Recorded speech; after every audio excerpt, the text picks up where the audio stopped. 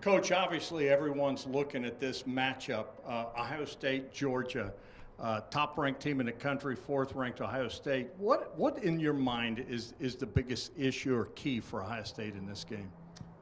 I think when you get to this type of game, the talent is equated, so there's no talent advantage. You know, there's matchup advantages, but you can't say Georgia's, because they're not.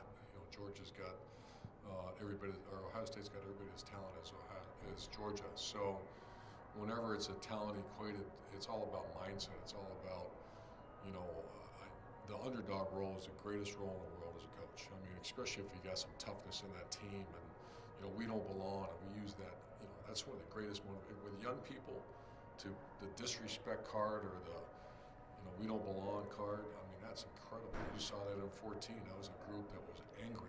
You know, an angry team is a fun team to coach.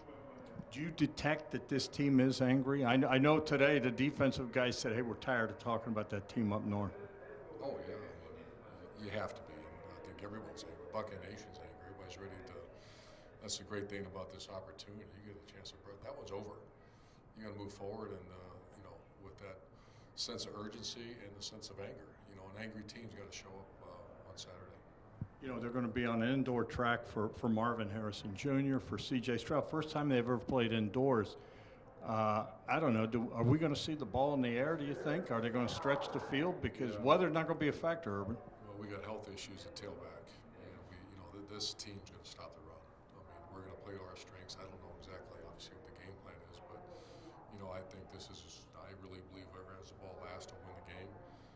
Georgia's secondary has given up some big plays. They don't adjust to the ball real well in the air. That's our strength. Marvin Harrison Jr., I don't think he's a great player. I think he's the best player in the country. And it's got to be a big day for him.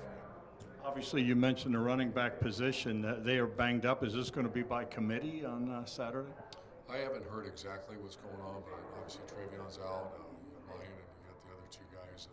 I don't know exactly what's going on, but I do understand there's some injury stuff going on. What's going through Ryan's head? Obviously, you know, Coach Coop used to say you're only as good as your last win around here. Yeah, I mean, Ryan's extremely close with him. I talk to him quite often. You know, Ryan's elite in everything he does. Elite recruiter, elite coach, elite play caller.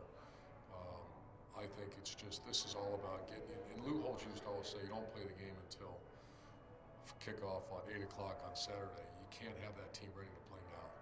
It's got to be a gradual, and the mindset is so, I can't keep going back to that.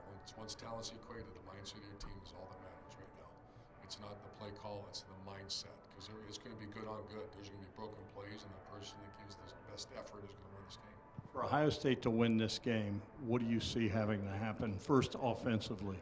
CJ's got to stay upright. You know, one of the most accurate passers in Ohio State history, talented group of receivers, just can't get him hit. Jalen Carter, the D tackle, is as good as I've ever seen. So they're gonna don't leave him one-on-one. Our interior and offensive line will have really a hard time with him. So keep him upright and get the ball in the playmaker's hands. Does he run? We saw Cardell run in 2014 for you guys. He has to. I mean, once again, this is not all due respect to the other Big Ten teams.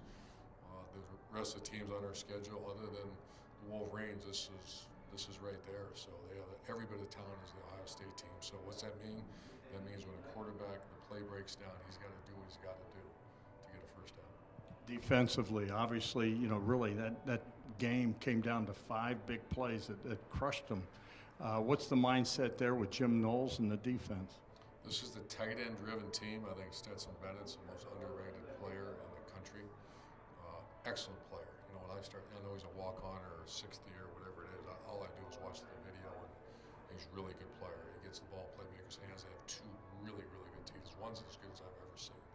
So you have to keep the ball in front of you. You know, that's no secret. And you know, does that mean you're going to give up some points, some yards? Yes, we just can't give up the 70-yarders. That can't happen. How you do it, you got to keep safety back and got to get them on the ground when something breaks.